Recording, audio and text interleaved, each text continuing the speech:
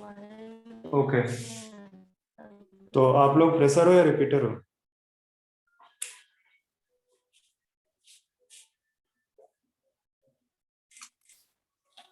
आपको पता है कौन सी क्लास चलने जा रही है?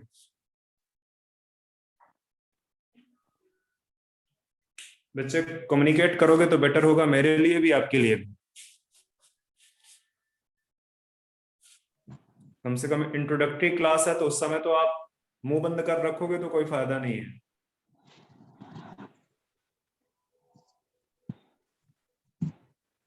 मेरी आवाज आ रही है आपको? Hello sir. ठीक है, हाँ। हाँ, मैं तो डोपर हूँ। मैंने एक ईयर के लिए नीट की तैयारी करना चाहता हूँ। मैं तो उसने ही कोचिंग सेंटर से इसने ही तो लिंक दिया था। अच्छा, बाकी अनदर स्टूडेंट राजेश घोष दिख रहे हैं मुझे।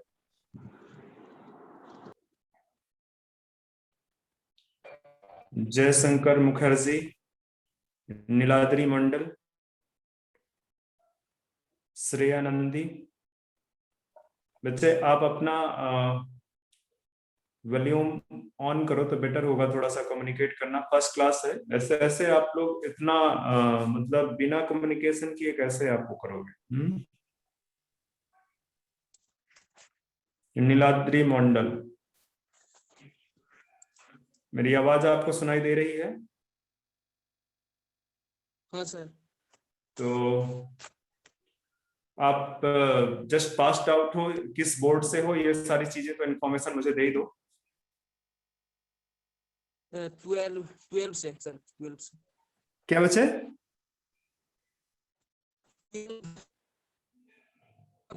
Your network is not good actually. Jayashree Mukherjee, Jayashankar Mukherjee, हाँ सर। किस अभी 12th पास आउट हो आप? हाँ हाँ सर, अभी 12 पास आउट हुआ। अच्छा, तो किस बोर्ड से थे आप? West Bengal board. Okay, and अभी तक नीट में एक भी बार अपियर नहीं हुए आप? No sir. Okay, Alia Musarrat, yes sir. आप इस साल पास आउट हो? सर मैं 10th में थी, सीबीएसई बोर्ड से। तो आप, अच्छा आप 11th में आए हो इस साल? Okay, yes sir. CBSE board से। Yes sir.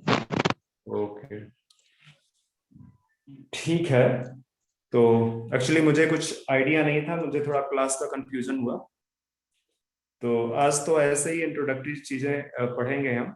ठीक है, आपका जो 11th है, 11th बायोलॉजी में, जो कि ऑब्जेक्टिव आप लोगों का नीट प्रिपरेशन का है एट द एंड। ठीक है, तो हम एनसीईआरटी वगैरह लेके चलेंगे, एनसीईआरटी को टारगेट करेंगे। कुछ बैकग्राउंड में बच्चे, कुछ कोई बच्चा बोलने की कोशिश कर रहा है क्या? Visibility and audio is clear और नॉट?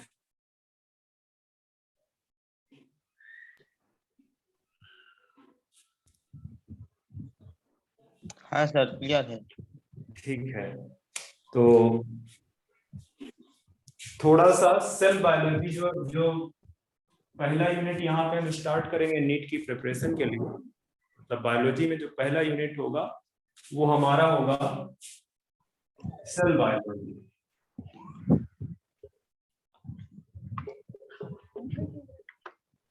सेल बायोलॉजी ये फर्स्ट यूनिट। हाँ हाँ। ठीक है, इस सेल बायोलॉजी यूनिट में हमको 3 चैप्टर पढ़ने हैं। फर्स्ट है cell structure and function,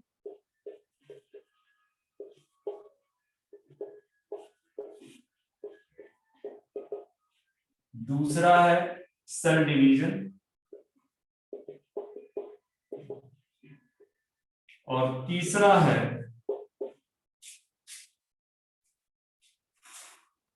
biomolecules. तो ये 3 चैप्टर्स हमको इस यूनिट के अंदर, ये यूनिट 1 आप मान के चलना कि ये यूनिट 1 है। हालांकि आप एनसीईआरटी देखोगे तो एनसीईआरटी में यूनिट 1 आपका बायोलॉजिकल डाइवर्सिटी है, लिविंग बर्ड से जो चैप्टर स्टार्ट होता है बायोलॉजिकल डाइवर्सिटी, बट हम स्टार्ट करते हैं सेल बायोलॉजी से, ताकि सेल की समझ आ जाए तो बाकी चीजें फिर समझने में थोड़ा आसान रहे। ठीक है, बेसिकली इसमें सेल को समझना है, हमें सेल को समझना है। ठीक है, तो हम सेल स्ट्रक्चर एंड फंक्शन से स्टार्ट करेंगे, सेल स्ट्रक्चर एंड फंक्शन से स्टार्ट करेंगे। थोड़ा बहुत आज इंट्रोडक्टरी लेक्चर होगा। ठीक है, इंट्रोडक्टरी लेक्चर होगा सेल स्ट्रक्चर एंड फंक्शन के बारे में।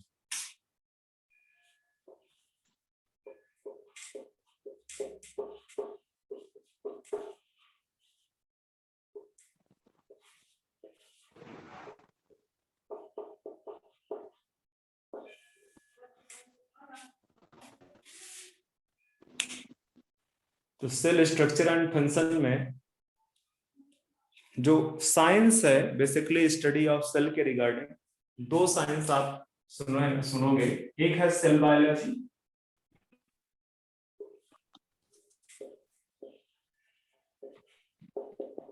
और दूसरी है साइटोलॉजी।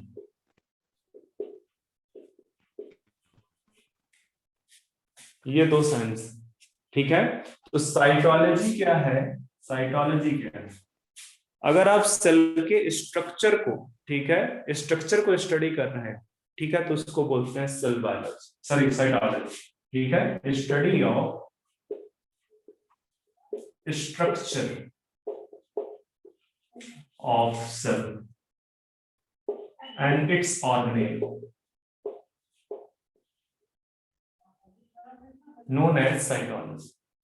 उसकी स्टडी को, ठीक है, स्ट्रक्चर अगर आप पार्ट स्टडी कर रहे हो सेल एंड इट्स ऑर्गेनेल को, तो उसको साइटोलॉजी बोलते हैं। दूसरा है सेल बायोलॉजी। सेल बायोलॉजी क्या है?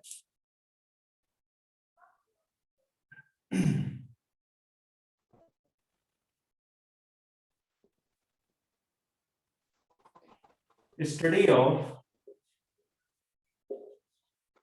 Cell structure and function. ठीक है, अगर सेल स्ट्रक्चर एंड फंक्शन, यहाँ पे फंक्शन इन्वॉल्व, ठीक है, तो इसको बोलते हैं cell biology. Study of cell structure and function, इसको बोलते हैं सेल बायोलॉजी।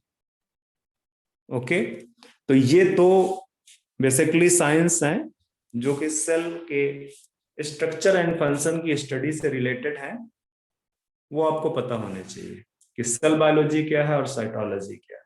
ठीक है, एक में सिर्फ structure cell and cell organelle की जो है स्टडी होती है, और दूसरा है जहां पे आप सेल स्ट्रक्चर एंड फंक्शन दोनों के बारे में बात करते हैं। ठीक है, सेल बायोलॉजी। अब चलते हैं, थोड़ा सा स्टडी करते हैं बहुत सा। ठीक है, सेल के बारे में आगे चलते हैं। कॉपी करते जाना, बैठे मत रहना। सर आप हेलो, दोनों में, हाँ सर, दोनों में ही आपने स्ट्रक्चर ऑफ सेल लिखा है। दोनों में ही क्या सेल की स्ट्रक्चर स्टडी होती है? इसको देखो यहाँ क्या लिखा हुआ है और इसको देखो क्या। रीड करो स्टेटमेंट जरा सा। Study of structure of cell and its organelles. Yes, another one. Structure of cell structure and function.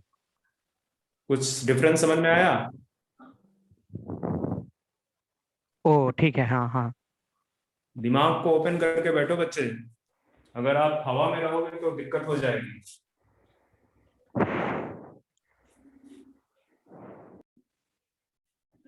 Notes prepare करते जाना, मेरा मेन कंसर्न ये है, क्योंकि बच्चे ऑनलाइन की स्टडी में ज्यादातर क्या करते हैं, स्क्रीनशॉट क्रिएट करते हैं। बच्चे स्क्रीनशॉट से काम चल नहीं पाएगा, स्क्रीनशॉट से कुछ नहीं होगा, वो कभी भी रिवीजन नहीं होगा। और बायोलॉजी में जब तक रिवीजन नहीं करोगे भूल जाओगे, कितना भी आप सुपर माइंड भूल जाओगे। ठीक है, तो बायोलॉजी में रिवीजन बहुत मस्त, इसलिए नोट्स, और वो भी नोट्स थोड़े सुंदर प्रिपेयर करना, क्योंकि अभी तो बहुत टाइम है आपके पास में। कहने का मतलब टाइम इन द सेंस कि बोर्ड में जब मैं पढ़ा रहा हूँ तो इनफ टाइम होता है लिखने का, तो साथ साथ लिखते जाओ। अच्छा रहेगा। बोर्ड थोड़ा सा जब नोट्स प्रिपेयर करते हो तो दूर दूर लिखना, ताकि वो दूर से ही दिखाई दे जाए कि इसमें क्या लिखा हुआ है। बहुत कम जगह में बहुत ज्यादा कंटेंट लिख दोगे तो उसको पढ़ने का मन नहीं करेगा। तो जो नोट्स में जो लाइन है उनके बीच में स्पेसिंग का बहुत ध्यान रखना, वो हेल्प करेगा। आप जब 4-6 बार इस तरह 4-6 पेज लिखोगे ना तो खुद ही समझ में आ जाएगा कि जब दूर दूर लिखते हैं तो उससे क्या फायदे हैं। ठीक है, अभी मेरी बात को अगर फॉलो करोगे तो 2-4 दिन बाद वो बात आपको समझ में आएगी कि नहीं मैं सही बोल रहा था। ठीक है, तो अब हम स्टार्ट करते हैं नेक्स्ट पार्ट। ठीक है, basically discovery of cell. Discovery of cell. तो आपको पता है कि फर्स्ट जो क्रेडिट है डिस्कवरी ऑफ द सेल का या ऑब्जर्वेशन ऑफ द सेल का, जो फर्स्ट ऑब्जर्वेशन था या first discovery of the cell की जो क्रेडिट है वो किसको जाता है? Robert Hooke. रॉबर्ट हुक, इन्होंने 1665 के आसपास, ठीक है, एक प्लांट था क्वेर्कस सुबर। क्वेर्कस सुबर, ये एक प्लांट था क्वेर्कस सुबर। ठीक है, कॉर्क ट्री इसको बोल देते हैं, कॉर्क। ठीक है, तो क्वेर्कस सुबर क्या जो है, क्या कहते हैं, जो कॉर्क वाला पार्ट था, कॉर्क, उसका ट्रांसवर्स सेक्शन भी है। Transverse section actually thin slices की, बड़ी थिन स्लाइसेस जिनको वो स्टडी कर सके। जैसे सपोज कर लो मैं यहाँ पे ये है मेरे पास में एक उसका क्वेर्कस सुबर, और इसका जो है क्या कहते हैं, मैं एक पतला पतला सेक्शन यहाँ से काट के बिल्कुल पतला सा सेक्शन निकाल के उसको माइक्रोस्कोप के नीचे देखूं। और उस समय में माइक्रोस्कोप भी कैसा था, उस समय में इनके पास जो माइक्रोस्कोप था वो भी हैंडमेड माइक्रोस्कोप। हैंडमेड माइक्रोस्कोप मतलब माइक्रोस्कोप की जो टेक्नोलॉजी थी वो भी बहुत डेवलप नहीं थी उस समय। हैंडमेड माइक्रोस्कोप में कुछ नहीं था, एक हैंड लेंस था और उसके लिए उन्होंने स्टैंड और जो है जो सेक्शन रखने के लिए एक बेस बना रखा हुआ। ठीक है, आज की तरह के एडवांस माइक्रोस्कोप भी उनके पास नहीं थे, बड़ी सिंपल सा ऑर्गेनाइजेशन था उनका हैंडमेड माइक्रोस्कोप। तो इसके थिन स्लाइसेस को वो हैंडमेड माइक्रोस्कोप के नीचे देख रहे हैं। ठीक है, तो उनको क्या दिखा, उनको honeycomb like structure, honeycomb like structure, इस तरह से उनको हनीकॉम्ब लाइक स्ट्रक्चर दिखा इस तरह। ठीक है, और ये जो स्ट्रक्चर थे ये सारे के सारे अंदर से हॉलो चैम्बर, मतलब अंदर से खाली थे, अंदर कुछ नहीं था, बस उनको खाली चैम्बर्स दिख रहे थे बहुत सारे। क्योंकि जो है क्या कहते हैं, एक अगर आप स्लाइस देखो तो उसमें ढेर सारी सेल्स दिख जाएंगे, थाउजेंड्स ऑफ सेल्स। ठीक है, थाउजेंड्स ऑफ सेल्स। तो बेसिकली हॉलो चैम्बर में, इनको यहाँ हॉलो चैम्बर दिख रहा था, इस वजह से इन चैम्बर्स को उन्होंने नाम दे दिया सेलुलर। और ये टर्म जो सेलुला है ये लैटिन टर्म। ठीक है, this is Latin, Latin word. ठीक है, लैटिन टर्म है सेलुला। सेलुला का मतलब ही होता है खाली स्पेस, हॉलो चैम्बर। ठीक है, बाद में इस सेलुलर टर्म को, इसको जरा कॉपी कर लो, मैं थोड़ा स्पेस क्रिएट कर देता हूं यहाँ पे। ये ऊपर का तो लिख लिया होगा शायद आपने।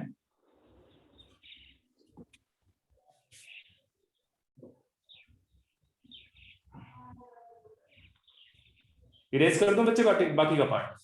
हाँ sir.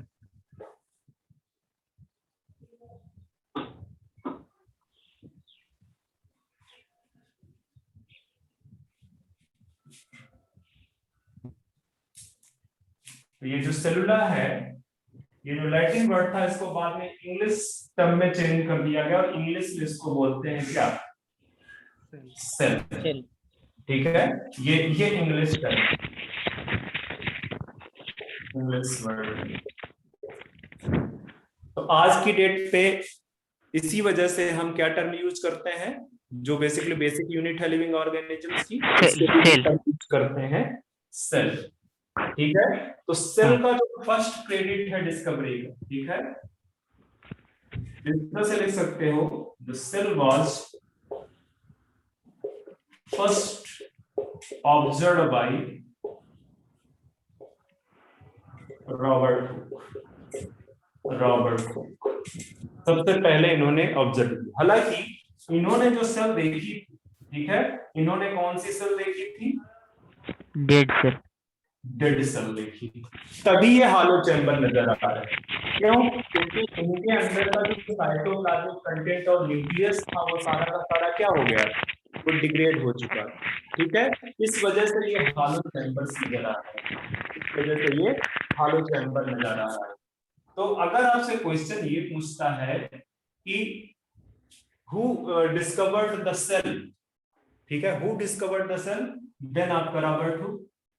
Who discovered the dead cell, then Robert Hooke. But अगर कह दे who discovered the living cell, सबसे पहले, ठीक है, देन आपका लिवेनहॉक आ जाएगा, देन आपका लिवेनहॉक आ जाएगा। ठीक है, अच्छा, जो डिस्कवरी है उसकी जो रिसर्च को जिन्होंने, मतलब ये रॉबर्ट हुक ने जो रिसर्च को अपने जिस बुक में पब्लिश किया उसको बोलते हैं माइक्रोग्राफी। ठीक है, तो आप यहां पे लिख सकते हो, Robert Hooke published his findings in book micrography.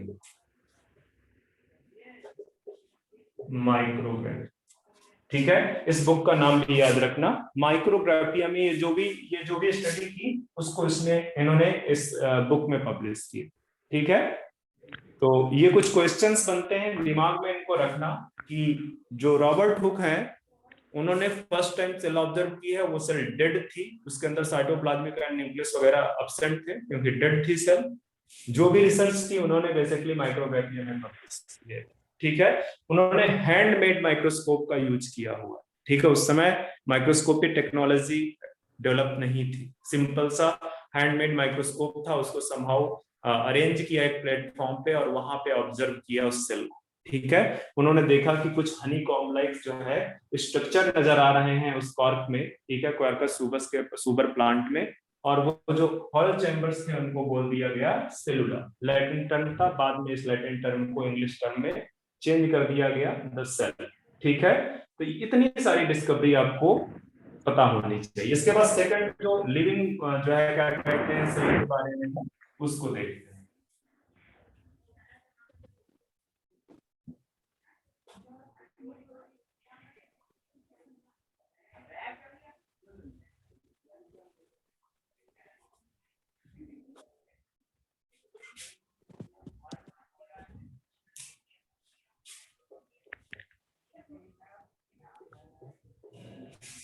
First living cell was observed by Leeuwenhoek. A.V. Leeuwenhoek पूरा लिख दो, एंटोनी वॉन लीवेनहॉक। ठीक है, इन पॉन्ड वाटर पे एक्चुअली माइक्रोस्कोप से देख रहे थे पॉन्ड वाटर। ठीक है, और पॉन्ड वाटर में इन्होंने देखा था यूनिसेलुलर ऑर्गेनिजम्स। यूनिसेलुलर ऑर्गेनिजम्स में आपके जैसे बैक्टीरिया, प्रोटिस्टा या प्रोटोजोन भी कर सकते हो, प्रोटिस्टा में ही आ जाएंगे पर प्रोटोजोन लिखो पहले, प्रोटोजोन्स। ठीक है, इवन इन्होंने आरबीसी और स्पर्म को भी स्टडी किया बाद में। ठीक है, इन्होंने बाद में आरबीसी और स्पर्म की भी स्टडी की। ठीक है, तो फर्स्ट लिविंग सेल जो है जिन्होंने ऑब्जर्व की वो थे एवी लीवेनहॉक। ठीक है। इन्होंने बेसिकली इन्होंने भी हैंडमेड माइक्रोस्कोप का यूज, हैंडमेड माइक्रोस्कोप।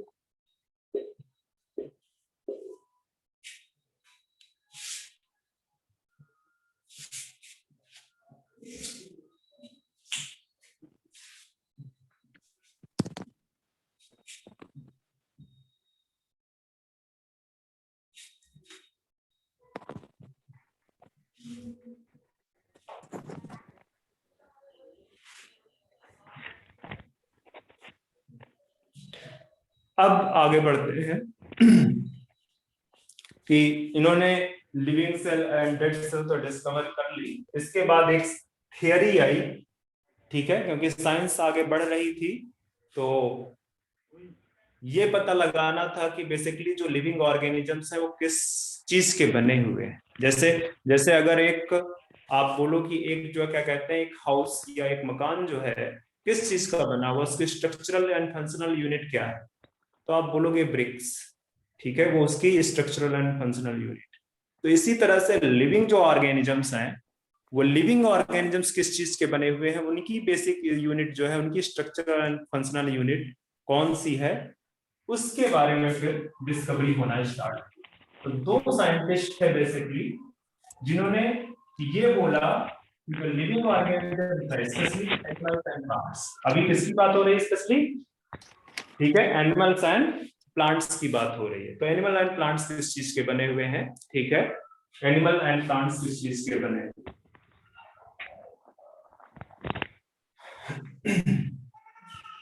तो हेडिंग डाल दो आप cell theory, cell theory.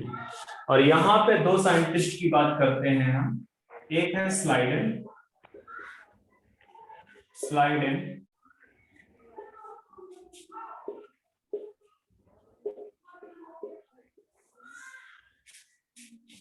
Just एक मिनट बचे।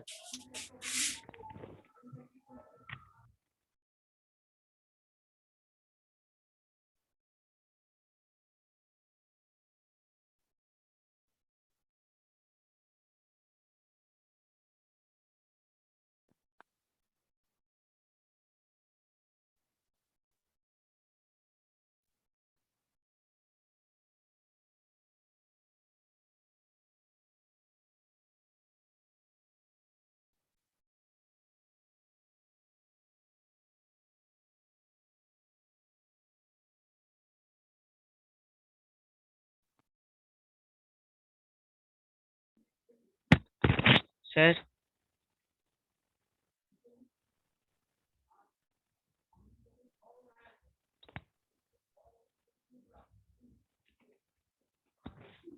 हेलो बच्चे, मेरी आवाज आ रही है? हाँ हाँ सर हाँ। ठीक है, मैं बीच में थोड़ा सा ये चीजें अरेंज करनी थी, इसमें गड़बड़ हो गया, ठीक है। तो मैंने बोला सेल थियरी के लिए दो साइंटिस्ट थे, एक स्लाइडन है, दूसरे स्लाइडन, ठीक है। ये स्लाइडन बॉटनिस्ट थे, प्लांट्स पे स्टडी करते थे, ठीक है। ये बेसिकली जर्मनी के थे, जर्मनी के, एंड ये थे इंग्लैंड के, यूनाइटेड किंगडम यहाँ पे लिख देता हूं, ठीक है, यूनाइटेड किंगडम, ओके। ये प्लांट पे काम करते थे, ये बॉटनिस्ट, और ये जूलॉजिस्ट, ये जूलॉजिस्ट, ठीक है।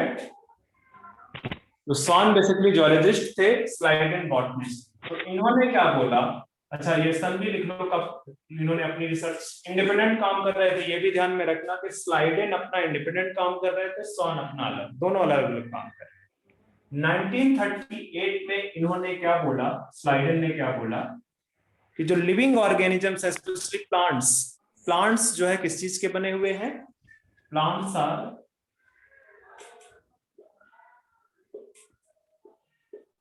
Made up of cells. और ये जो सेल्स हैं, प्लांट्स किसके बने हैं, सेल्स के बने, ठीक है। और ये जो सेल्स हैं, इनकी जो आउटर मोस्ट बाउंड्री है दैट इज रिजिड। क्या बोला कि जो आउटर मोस्ट बाउंड्री है इनकी वो रिजिड, ठीक है। इसी तरह से जूलॉजिस्ट सॉन जो है, इन्होंने 1939 सबसे पहले ये बोला कि जो एनिमल्स हैं, animals they are made up of sales.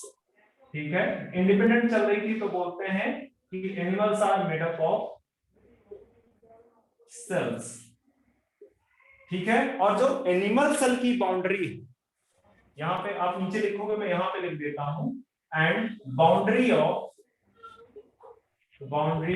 Of animal cell, वो क्या है, is thin and flexible. Thin and flexible, animal cell की बाउंड्री कैसी है, थिन है, फ्लेक्सिबल है बेसिकली।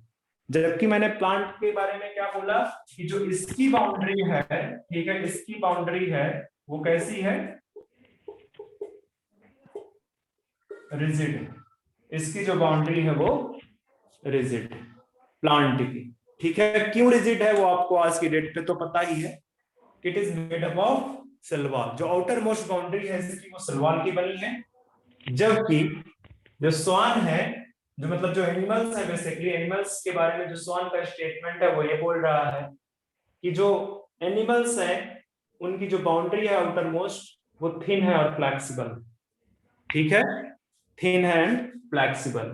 तो ये स्लाइडेन के एंड स्वान के स्टेटमेंट। हालांकि स्वान ने एक स्टेटमेंट और किया कि प्लांट्स आर आल्सो, इन्होंने अभी अपना स्टेटमेंट दे दिया कि plants are also made up of cells. ठीक है, तो इसको लिख लो, तो मैं आगे स्टार्ट करूं। इसको लिखो, मुझे स्पेस चाहिए, इसको लिखने के बाद फिर मैं बताता हूं।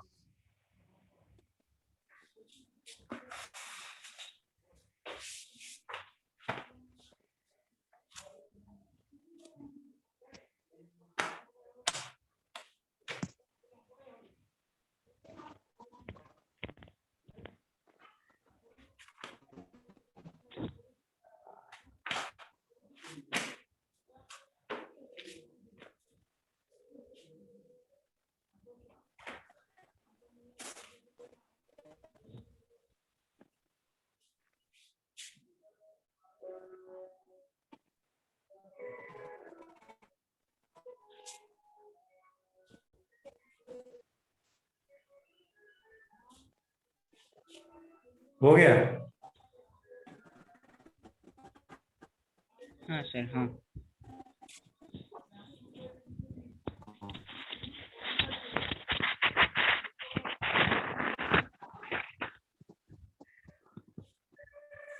तो स्वान ने ये भी स्टेटमेंट दिया कि जो प्लांट्स हैं, plants are also made up of cells. ठीक है, बाद में जो इन दोनों की रिसर्च थी, स्लाइडेन एंड स्वान की रिसर्च को क्या कर दिया गया, कंबाइन। ठीक है,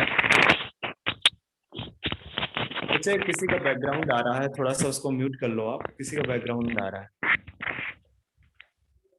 ओके, तो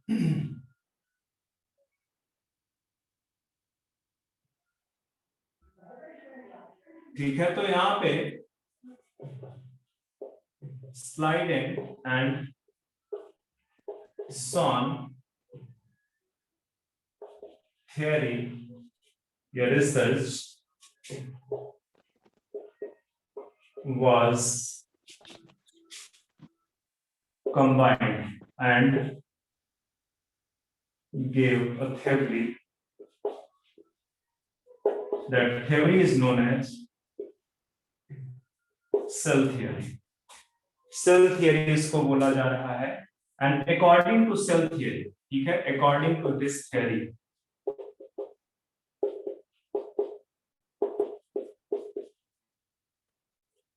पहला स्टेटमेंट कि सेल, या इस तरह से बोल सकते हो कि basic unit of living organism क्या है, cell.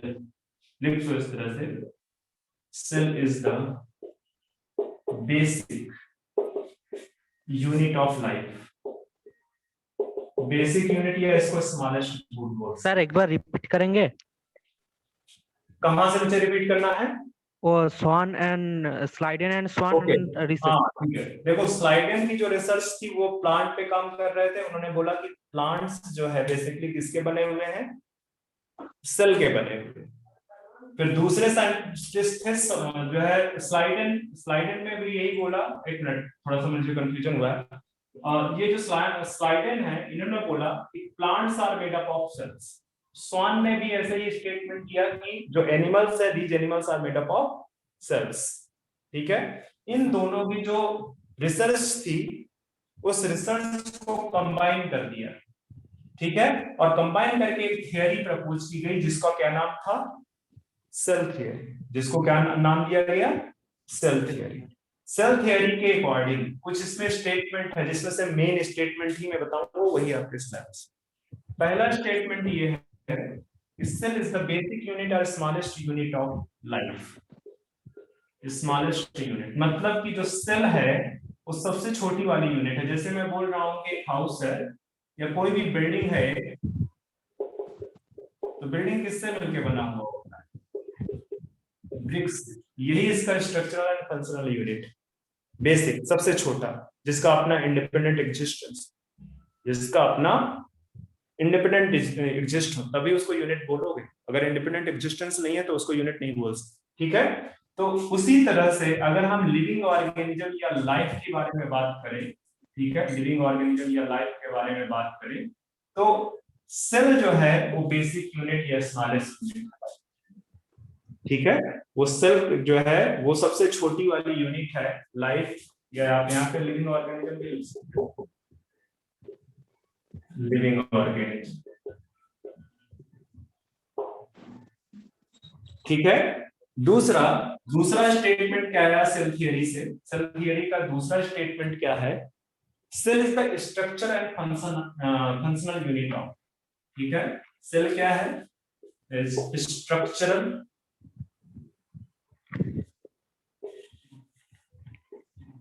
And functional unit of life. Cell क्या है? This is the structural and functional unit of life. ठीक है, मतलब कि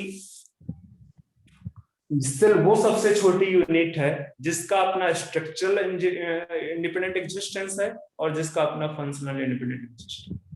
ठीक है, अगर एक सेल को देखो, जैसे यूनिसेलुलर ऑर्गेनिजम्स देखते हो, तो वो बेसिकली सरवाइव कर सकता है, वो सब कुछ कर सकता है। ठीक है, तो उसी को बोलते हैं इंडिपेंडेंट एग्जिस्टेंस। ठीक है, उसी को बोलते हैं सेल का अपना इंडिपेंडेंट एग्जिस्टेंस। तो basically according to cell theory, cell is the basic unit or smallest unit of living organisms and cell is the structure and functional unit of life. ये दो स्टेटमेंट जो मेन थे cell theory के, वो आपके सामने हैं। बट ये सेल थियरी इस चीज को जो है बताने में फेल हो गई, जो सेल की ओरिजिन है वो कहां से है। ठीक है, सेल कैसे एराइज हो रही है इस चीज को एक्सप्लेन नहीं करता। ठीक है, बाद में एक साइंटिस्ट आए, रुडोल्फ वर्चो। तो रुडोल्फ वर्चो ने बेसिकली इस फ्लेवर को कंप्लीट कर दिया, इसको कंप्लीट कर दिया। उन्होंने बोला कि cells arise from pre existing cells. Cell की ओरिजिन या सेल कहां से एराइज हो रही हैं?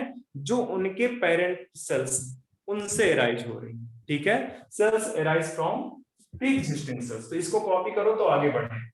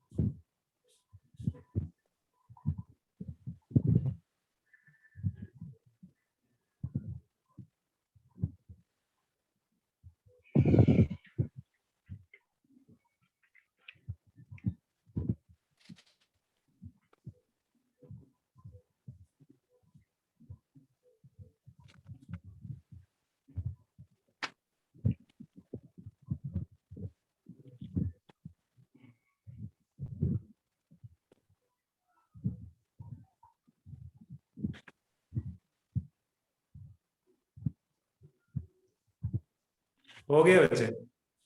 हाँ सर। ठीक है, तो अब अगला स्टेटमेंट जो रुडोल्फ वर्चो बोल रहे हैं, जो सेल थ्योरी नहीं एक्सप्लेन कर पाई थी, सेल थ्योरी। अच्छा हाँ, एक और चीज याद रखना, वैसे तो मैंने ऊपर लिखा ही दिया है पर फिर भी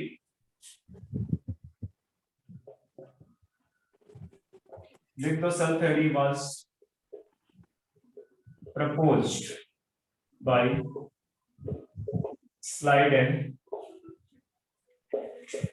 and Son in the year 1839.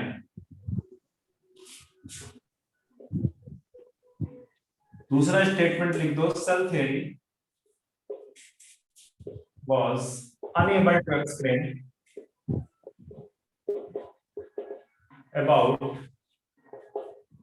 origin of cell. इसी को बताने में सेल थ्योरी फेल हो गई, ठीक है। एंड दिस वाज, या इस तरह से बोल सकते हो,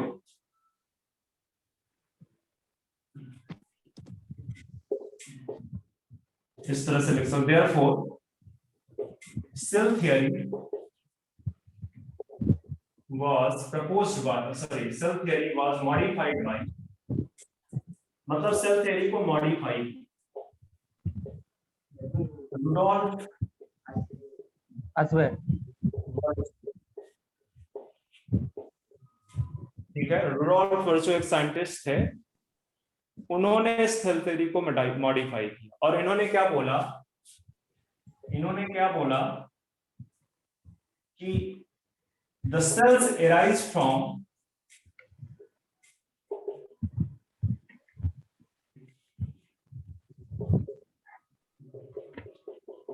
pre-existing cells। सेल्स कहां से अराइज होती हैं? प्री एग्जिस्टिंग सेल से अराइज।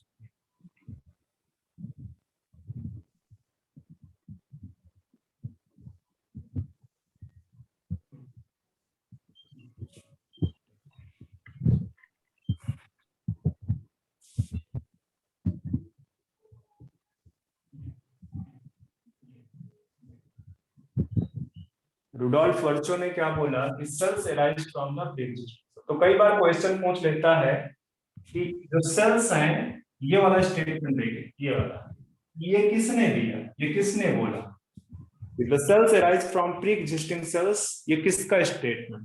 तो ये आप बोलोगे रुडोल्फ विर्चोव, ठीक है, इनका स्टेटमेंट है। ओके, कई बार ये क्वेश्चन पूछ लेता है कि who modified the cell theory, तो उसका भी आंसर, ठीक है, who modified the cell. Okay, तो यहां से सेल थ्योरी के बारे में जो छोटी छोटी बातें थे हमने कंप्लीट कर, ठीक है। मतलब आपके सिलेबस के अकॉर्डिंग जो डिस्कवरी ऑफ सेल से रिलेटेड चीजें हैं हमने उसको कंप्लीट किया, ठीक है। अब चलेंगे हम थोड़ा सा सेल के बारे में स्टडी करेंगे, थोड़ा सा स्टार्ट करेंगे हम सेल के बारे में। तो इसको इरेज कर दूं मैं? हाँ सर। ठीक है,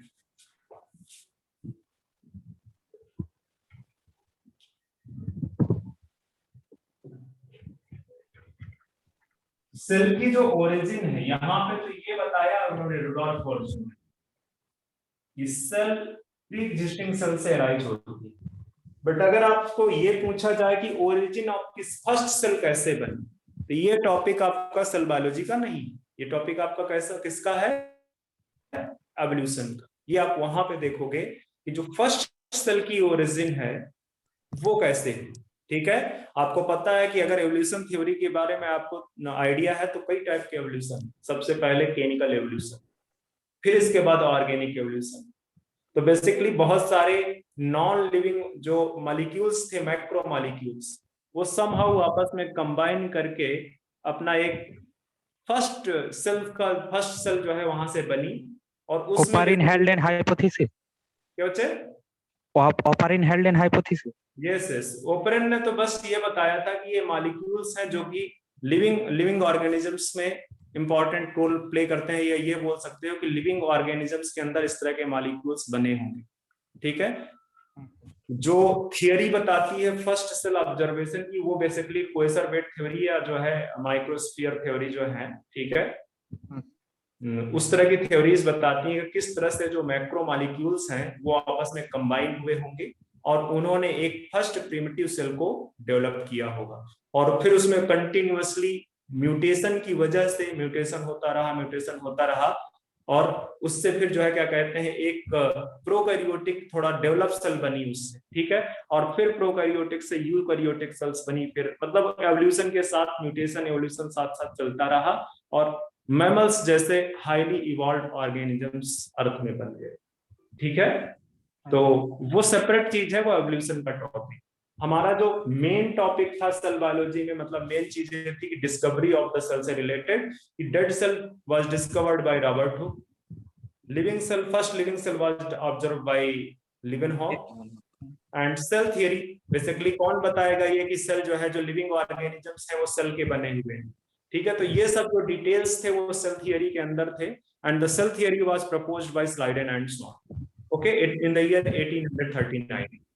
इसके बाद सेल थियरी का जो अपना फ्लेवर था, जो एक्सप्लेन नहीं कर पा रही थी कि इनकी ओरिजिन कहां से हुई, तो उसको बताया गया कि sales basically pre existing sales थी, उनसे बेसिकली सेल डिवीजन के थ्रू एराइज हो रही, ठीक है। और ये चीज बोले कि कौन बोले, रुडोल्फ वर्च्यू ने, ठीक है।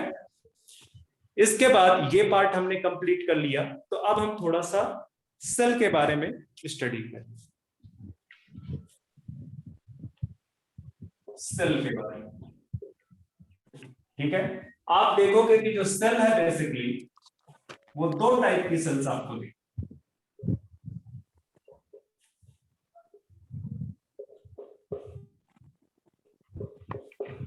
टू टाइप की सेल, किसके बेस पे, on the basis of presence of nuclear membrane around the genetic material, ठीक है, on the basis of presence or absence of nuclear membrane। तो मैं शॉर्ट में न्यूक्लियर मेम्ब्रेन लिख रहा हूं, न्यूक्लियर मेम्ब्रेन। आप सब क्योंकि न्यूक्लियर का नाम पढ़े ही होंगे, न्यूक्लियर मेम्ब्रेन के बारे में डेफिनेटली जानते हैं, this is the outer most boundary of nucleus. तो टू टाइप्स की सेल्स हैं, और उसका जो टू टाइप मतलब जो है क्लासिफिकेशन का क्राइटेरिया है वो क्या है, बेस उसका प्रेजेंस और absence of nuclear.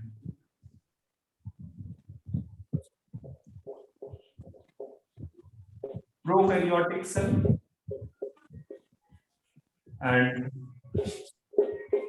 Eukaryotic cell, दो टाइप की सेल, इनका जो बेस है वो है प्रेजेंस और absence of nuclear membrane around the genetic material, ठीक है, अराउंड द जेनेटिक मटेरियल। ये जो प्रोकैरियोटिक सेल है, इनका नाम से ही देखो पता चल रहा, प्रो मींस ऑलवेज होता है प्रीमिटिव, प्रो मींस क्या होता है, प्रीमिटिव, और कैरियोटिक मींस कैरियोटिक, इस टर्म को याद रखना, कैरियोटिक, ठीक है, ये बताता है कैरियन न्यूक्लियस के बारे में, ठीक है।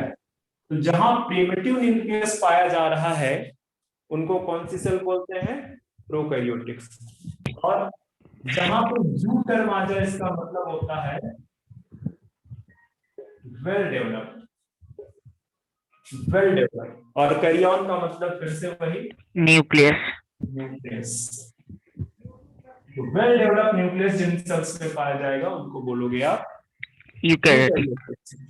हालांकि कुछ सेल्स ऐसी होती हैं जो इन दोनों के बीच में पाई जाती हैं, जिनको मीजोकैरियोटिक सेल्स बोलते हैं, ठीक है। इन दोनों के बीच में पाई जाने वाली सेल्स मीजोकैरियोटिक सेल्स होती है, बट नहीं है आपके सिलेबस में, तो पढ़ाने का कोई मतलब नहीं, ठीक है। आप यही मान के चलोगे there are two types of cells, prokaryotic cells and eukaryotic cells, and the division is based on the presence और absence of nuclear membrane. Okay, हम सबसे पहले इस प्रिमिटिव सेल्स को स्टडी करने की कोशिश करें। कॉपी करो इसको फटाफट।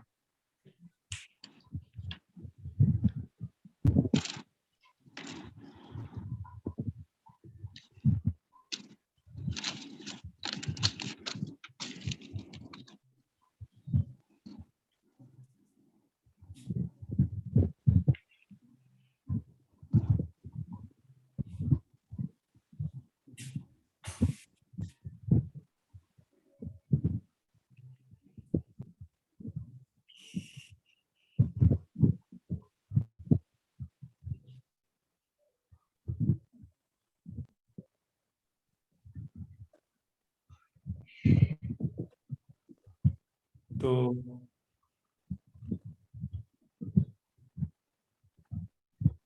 इरेज कर दो बच्चे। हाँ सर।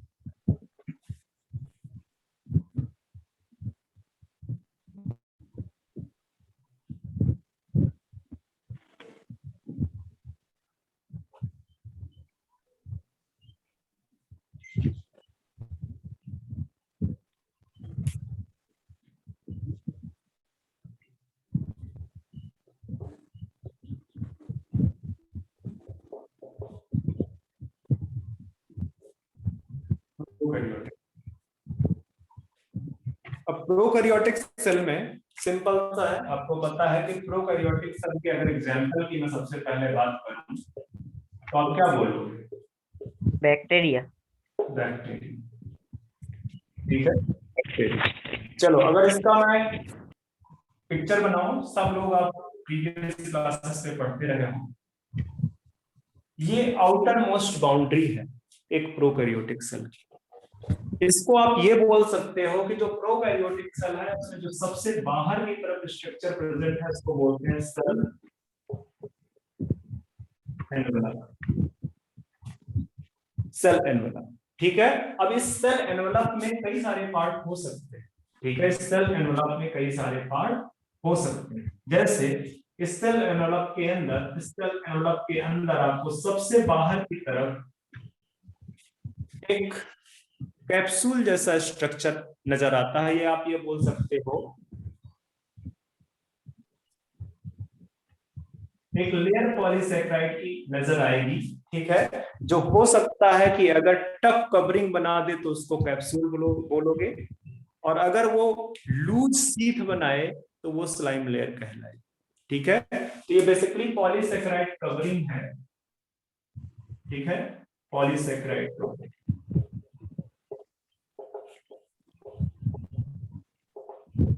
सैकेराइड कवरिंग वो डिपेंड करता है कि वो टफ है तो वो कैप्सूल कहलाएगा, और अगर वो लूज है तो वो आपकी स्लाइम लेयर कहलाएगी। इसके बाद आपको सेल वॉल दिखेगा, सेल वॉल, और एक और बाउंड्री जो कि हर एक सेल में प्रेजेंट होती है, यूनिवर्सल है, बोलते हो आप सेल मेम्ब्रेन। सेल एनवेलप में इतनी चीजें आपको देखने को मिलेगी, ठीक है। एक पॉलीसैकेराइड शीथ सबसे बाहर की तरफ आउटर मोस्ट बाउंड्री है, ठीक है, आउटर मोस्ट लेयर है। In between there is cell wall and another innermost cell layer is cell membrane. यहाँ पे ये जो मैं स्ट्रक्चर दिखा रहा हूं आपको, इस स्ट्रक्चर में ये मान लेते हैं कि ये है सेल वॉल। सेल वॉल के अंदर हम बना लेते हैं अपना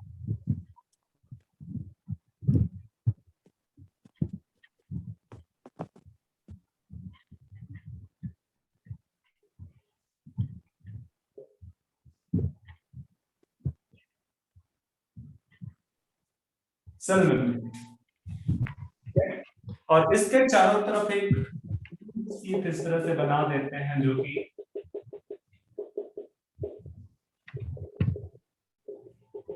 पॉलीसैकेराइड शीट है।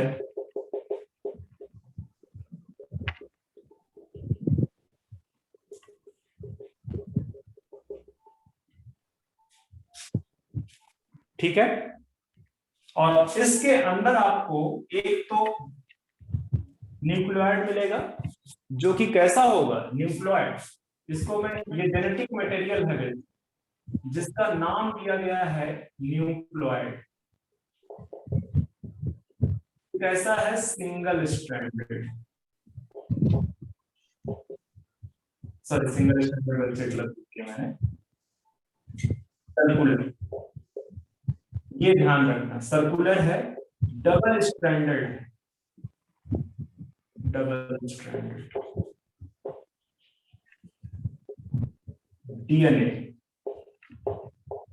हाई जीसी कंटेंट, अंदर जो जीसी का मतलब जो बेस है उसमें जी और सी का कंटेंट पहुंच जाता है। अच्छा, जो सेल मेम्ब्रेन में आपको कुछ स्ट्रक्चर्स नजर आ रहे हैं, these structures are known as mesosome. आपको पता है कि जो प्रोकैरियोटिक सेल है generally these cells doesn't have, ठीक है, these cell doesn't have basically don't have, क्या नहीं रखती है माइटोकॉन्ड्रिया। सेल ऑर्गेनेल्स बोलो बेटा, ज्यादा उचित माइट- रहेगा। माइटोकॉन्ड्रिया में सिर्फ एक माइटोकॉन्ड्रिया। हाँ ठीक है। तो बेसिकली जो प्रोकैरियोटिक सेल है उनके अंदर में सेल ऑर्गेनेल्स नहीं होते हैं। हाँ ठीक है। हाँ। अब जैसे माइटोकॉन्ड्रिया का आप नाम ले रहे हैं, तो माइटोकॉन्ड्रिया बेसिकली क्या प्रोवाइड करता है? Energy provide. हाँ सर सर के अंदर वैसा कोई सर एक बार organelles न्यूक्लियर सर हाँ एक बार न्यूक्लियर से रिपीट करेंगे? बच्चे न्यूक्लियोइड जो है ये जेनेटिक मटेरियल, इसको न्यूक्लियोइड इसलिए बोलते हैं क्योंकि इसके चारों तरफ एक वेल डिफाइंड बाउंड्री नहीं है जिसको न्यूक्लियर मेम्ब्रेन बोलते हैं। ठीक है, वो नहीं है, तो इसलिए इस जेनेटिक मटेरियल को क्या टर्म दे दिया गया? न्यूक्लियोइड। ये सर्कुलर है, मतलब यहाँ पे मैंने इस तरह से बनाया है, आप ये बोल सकते हैं इस तरह से सर्कुलर है। ये डबल स्टैंडर्ड, ये डबल स्टैंडर्ड है, मतलब कि जैसे जैसे पॉलीन्यूक्लियोटाइड चेन इस तरह से होती है ना, ठीक है, तो ये बेसिकली सर्कुलाइज कर गया है वैसा।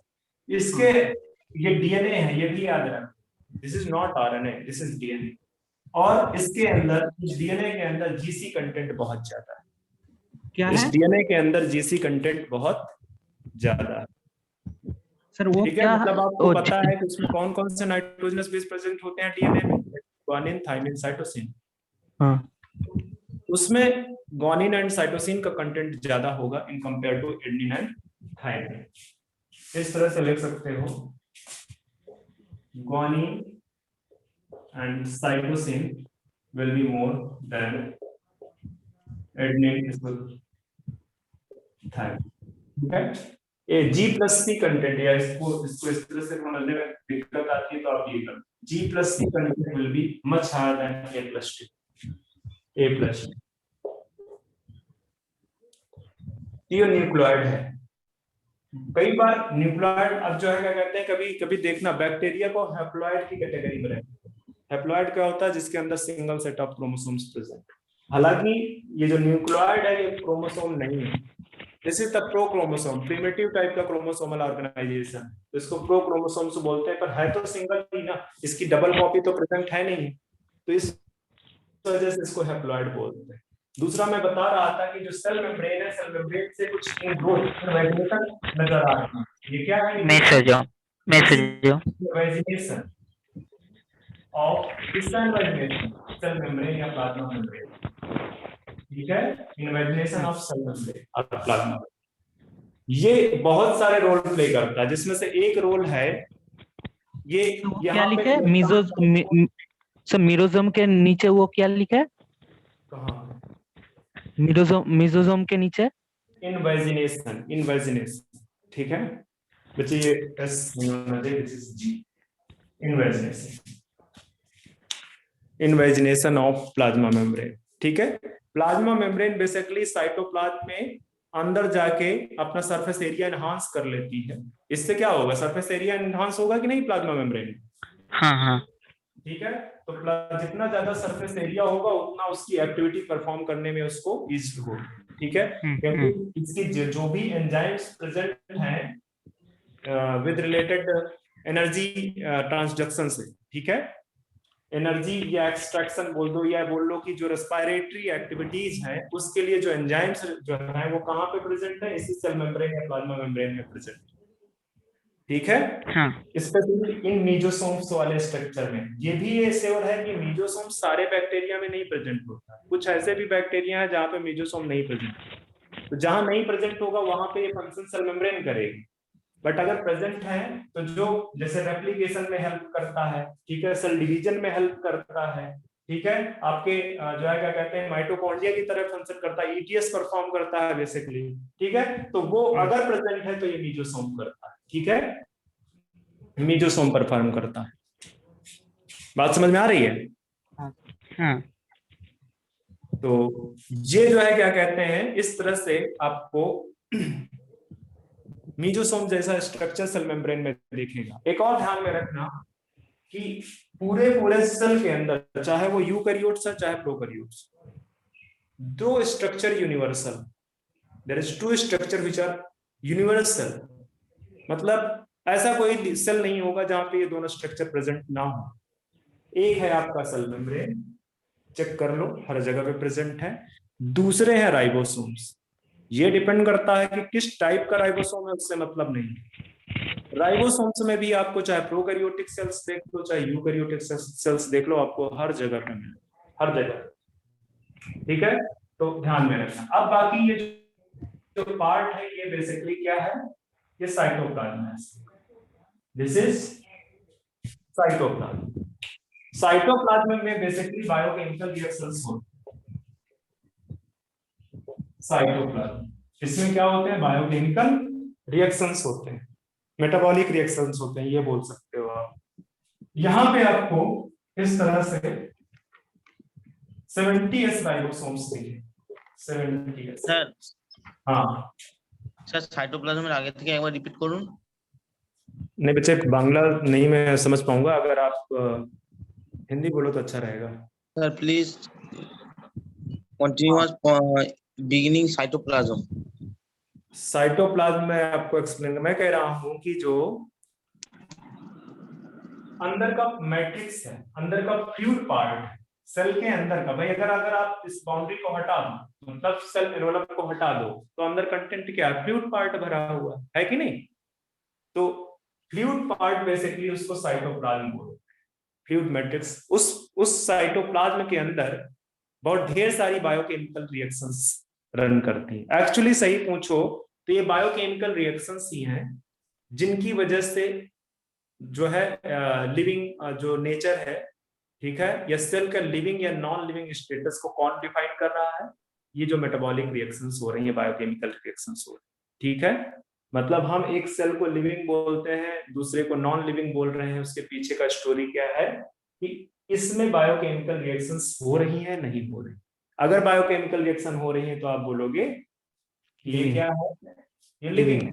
तो बेसिकली जो लिविंग होने के लिए जो चीज रिस्पॉन्सिबल है वो साइटोप्लाज्म में चल रही मेटाबॉलिक रिएक्शन या बायोकेमिकल रिएक्शंस। अगर ये बायोकेमिकल रिएक्शंस इक्विलिब्रियम स्टेज पे आ जाए, इक्विलिब्रियम केमिस्ट्री में पढ़ते हैं, इक्विलिब्रियम स्टेज पे आ जाए, दैट मींस कि ये सेल अब जिंदा नहीं है, ये सेल डेड हो गई। ठीक है, तो याद रखना कि जो बायोकेमिकल रिएक्शन है ऑलवेज नॉन इक्विलिब्रियम स्टेज पे प्रेजेंट होती है, नॉन इक्विलिब्रियम स्टडी स्टेज पे प्रेजेंट होती है। ठीक है, और उस नॉन इक्विलिब्रियम स्टेज को मेंटेन करने के लिए एनर्जी इनपुट किया जाता है, एनर्जी लगाया जाता है। ठीक है, ताकि वो नॉन इक्विलिब्रियम मेंटेन रहे। ठीक है, अगर ये इक्विलिब्रियम सेल अब लिविंग नहीं है, सेल क्या हो चुकी है, डेड हो चुकी है। ठीक है, सेल डेड हो चुकी है। सर इक्विलिब्रियम स्टेट में अगर वो मेटाबॉलिक रिएक्शन होगा तो वो सेल डेड हो जाएगा। हाँ, सेल डेड हो जाएगा। दैट मीन्स कि अब वहां पे कोई नेट मूवमेंट नहीं है। ठीक है, नेट एनर्जी का प्रोडक्शन या नेट बेसिकली कुछ नहीं हो रहा, तो दैट विल बी जो है डेड। आपको ये चीज पढ़ने को मिलेगी जब आप बायोमॉलिक्यूल्स में मेटाबॉलिज्म वाले पार्ट पे जाओगे, मेटाबॉलिज्म वाले टॉपिक पे जाओगे, तो वहां पे एक हेडिंग है नॉन इक्विलिब्रियम स्टडी स्टेट। ठीक है, उसमें आप देखोगे इस चीज को। ओके, तो ये साइटोप्लाज्म है। बेसिकली साइटोप्लाज्म में आपको 70s राइबोसोम्स मिलेंगे जहां पे प्रोटीन सिंथेसिस का काम होता है। ठीक है, प्रोटीन सिंथेसिस करते हैं। यहाँ पे सम प्रोकैरियोटिक सेल्स में कई सारे जो है क्या कहते हैं, जैसे हम बोलते हैं ना कि प्रोकैरियोटिक सेल्स में सेल बाउंड सेल कह रहा हूं, membrane bound organelles absent. Organelles ही आप ये भी बोल सकते हो कि ऑर्गेनेल्स एब्सेंट, बट आप एक्सेप्शंस आ जाएंगे, राइबोसोम्स इज ऑर्गेनेल्स। ठीक है, बट हम ये बोलते हैं कि जो प्रोकैरियोटिक सेल है उस प्रोकैरियोटिक सेल में generally membrane bound organelles absent. Membrane bound organelles में आपके माइटोकॉन्ड्रिया, क्लोरोप्लास्ट, आपके endoplasmic reticulum, Golgi body, lysosome, vacuole, ये सब एब्सेंट। ठीक है, ये सब एब्सेंट है, but there are some exceptions, there are some bacteria which have some membrane bound organelles inside the cytoplasm. Inside the cell membrane में से, ठीक है, like purple sulphur bacteria, non purple sulphur bacteria, ये सब मैं आगे पढ़ाऊंगा, मैं अभी जस्ट बोल रहा हूँ, ये सब चीजें मैं आगे डिफाइन करूँ, ठीक है। पर्पल सल्फर और नॉन सल्फर बैक्टीरिया में कुछ गैस वैक्यूल्स पाई जाती है, और वैक्यूल में आपको पता है, अगर थोड़ा सा भी अगर आप सेंसिटिव रहे हो, थोड़ा सा भी आपने ध्यान से स्टडी की है लोअर क्लासेस में, तो आपको पता है कि वैक्यूल्स के चारों तरफ मेम्ब्रेन प्रेजेंट होती है। हाँ वैक्यूल्स के चारों तरफ मेम्ब्रेन प्रेजेंट होती है। तो वैक्यूल्स कुछ गैस वैक्यूल्स हैं, कुछ जैसे साइनोबैक्टीरिया है, उनमें थैलेकोइड जैसे स्ट्रक्चर्स पाए जाते हैं मेम्ब्रेन बाउंड, जहां पे फोटोसिंथेसिस परफॉर्म होती है, ठीक है। तो वो भी बेसिकली एक एक्सेप्शन है, वो भी एक एक्सेप्शन है। तो ये तो मैं सब बताऊंगा जब मैं डाइवर्सिटी वाले पार्ट पे आऊंगा।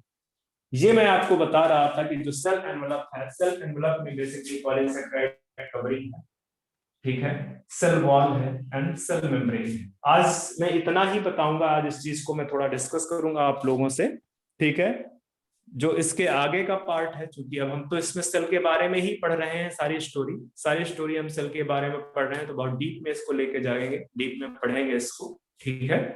बट आज के लिए जो है क्या कहते हैं, ज्यादा नहीं, आज के लिए इसको यहीं पे रोकेंगे। अभी हमारा टाइम शायद 5 to 10 मिनट्स रह गए हैं। तो आप ये बताओ मुझे, कोई डाउट, कोई कुछ, कैसा लग रहा है आपको ये पढ़ के सारा? सर ठीक ही लग रहा है। सर मुझे एक डाउट था, आपने हाँ जो बोलो। फास्ट में वो सेल बायोलॉजी और साइटोलॉजी में वो structure of cell and cell structure, वो दोनों में एक डिफरेंस थोड़े बता देंगे? अच्छा, डिफरेंट बच्चे देखो, अगर आप सिर्फ स्ट्रक्चर को देख रहे हैं, फंक्शन और स्ट्रक्चर दोनों डिफरेंट चीज। फंक्शन मतलब जैसे सपोज कर लो माइटोकॉन्ड्रिया का स्ट्रक्चर और माइटोकॉन्ड्रिया का फंक्शन। माइटोकॉन्ड्रिया का फंक्शन क्या है? एटीपी का सिंथेसिस करना, वो उसका फंक्शन है। फंक्शन। अगर स्ट्रक्चर पे जाओगे तो आप उस ऑर्गेनेल का, उसकी ऑर्गेनेल की बाउंड्री देखोगे, उसकी मेम्ब्रेन देखोगे कि इनर मेम्ब्रेन है, उसमें वो आउटर मेम्ब्रेन है, इनर मेम्ब्रेन में इन्वेजिनेशन क्रिएट हुए हैं, तो उससे क्रिस्टी लाइक स्ट्रक्चर डेवलप हुए हैं। उसके अंदर राइबोसोम्स प्रेजेंट होते हैं, उसके अंदर अपना सेमी सर्कुलर जो है, उसके अंदर अपना circular double stranded DNA present होता है, जो कि बैक्टीरिया लाइक होता है। ये सब वो उसका स्ट्रक्चर पार्ट, ये सब उसका स्ट्रक्चर पार्ट है। तो अगर आप सिर्फ स्ट्रक्चर की स्टडी करते हो तो इट विल बी साइटोलॉजी, ठीक है। और अगर आप उसमें ये बताने लगो कि ये इसका फंक्शन है, ठीक है, ये इसका फंक्शन है, या इवन मैं बोल दूं कि जो इनर मोस्ट बाउंड्री है माइटोकॉन्ड्रिया की, वो स्मूथ नहीं होती, वो इन्वेजिनेट करके क्रिस्टी लाइक स्ट्रक्चर बनाती है, और उन क्रिस्टी लाइक स्ट्रक्चर्स में टीनी रैकेट्स पाए जाते हैं, जिनको ऑक्सीसोम या F0F1 पार्टिकल बोलते हैं। और ये जो F0F1 पार्टिकल हैं, ये क्या करते हैं, ये एक्चुअली एटीपी सिंथेसिस करते हैं। तो ये एटीपी सिंथेसिस उस F0F1 पार्टिकल का एक्चुअल फंक्शन है।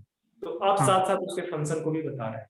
तो स्ट्रक्चर और फंक्शन की अगर स्टडी आप कर रहे हो, then the branch will be known as cell biology. और अगर सिर्फ आप ये बता रहे हो कि ये स्ट्रक्चर है, इसमें ये पार्ट है, इसमें ये पार्ट है, इसके अंदर ये चीज है, that will be the cytology.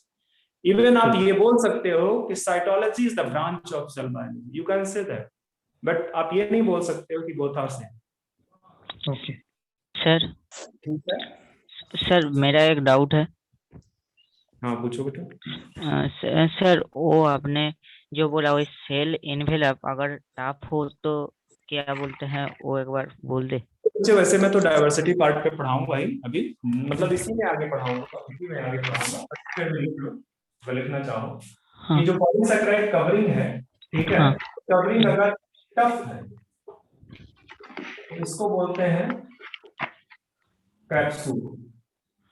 Tough covering है तो कैप्सूल है, और अगर ये लूज सीट देन इसको बोलते हैं स्लाइम लेयर, इसको स्लाइम लेयर बोलते हैं।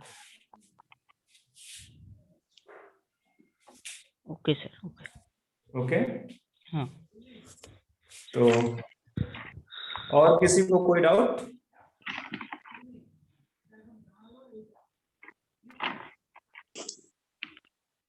किसी को कोई डाउट नहीं है?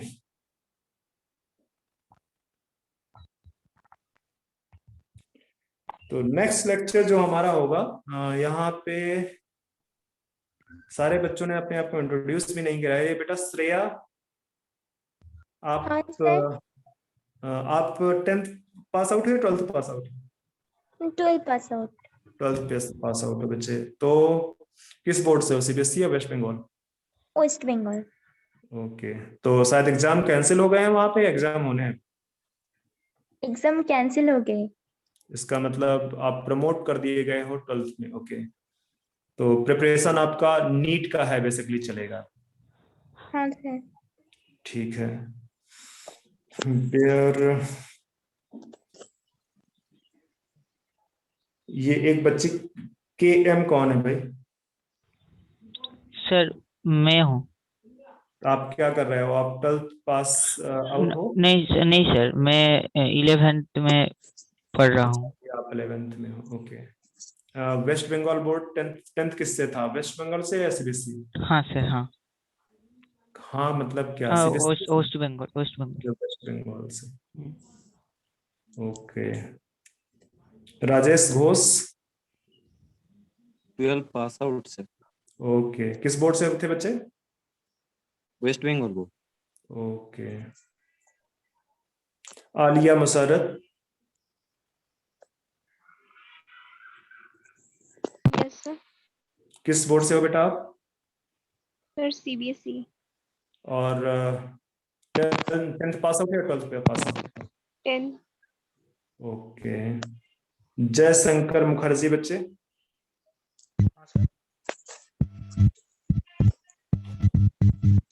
10th पास आउट हो या आप 12th पास आउट हो?